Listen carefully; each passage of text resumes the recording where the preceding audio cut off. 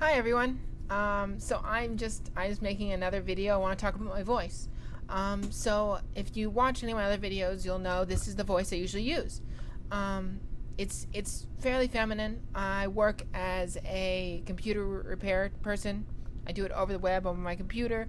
So I have a pair of headphones, which I use on a day-to-day basis, and I talk with customers all day long at 10-hour shifts. So this is the voice I use.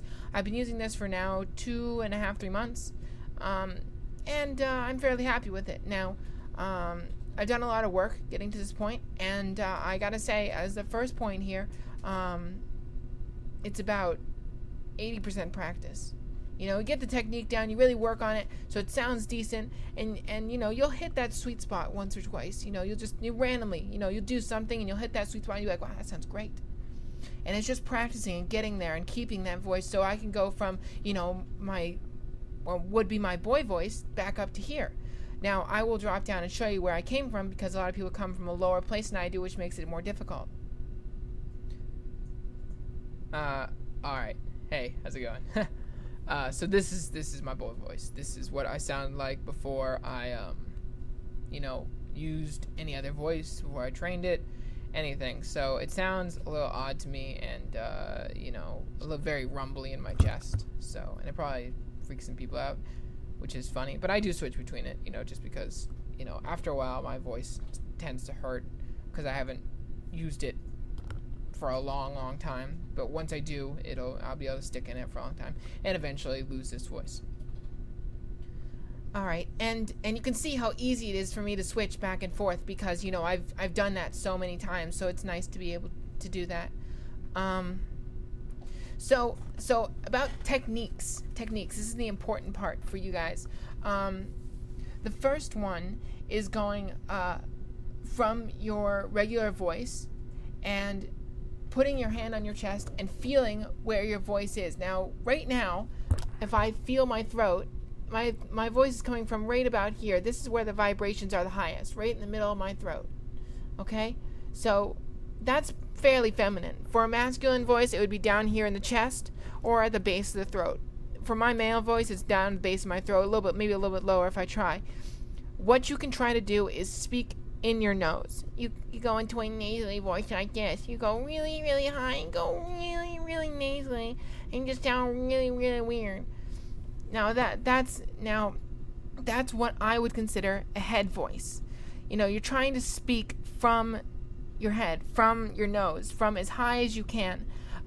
That's resonance. That's what we call resonance. You're trying to use your head voice to get no resonance, because that rumbling kind of deep guttural sound that males have is resonance. It's just vibrations that create, it's a low frequency. So that's what you want to eliminate. You can do that by speaking higher, basically throwing the voice from a higher place in your throat or up in your nose. The second part dos, is pitch. So pitch is easy. It's just what everyone thinks of. So it's going from,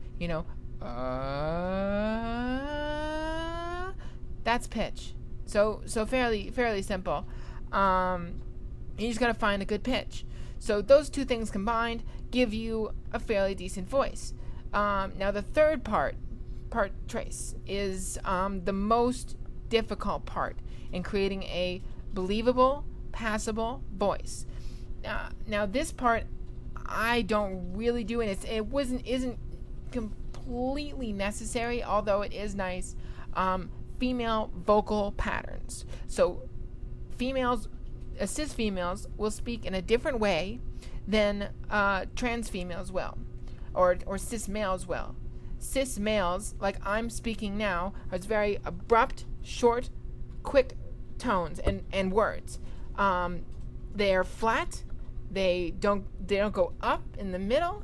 They don't go up at the end of the sentences, and that's kind of a male voice. So in contrast, if I go back, a female voice would go up in the middle and kind of have a little bit of a bounce to it, and you'd actually be able to, hear the bounce. And I could talk like this. Now, again, I'm not very good at it, so take it with a grain of salt.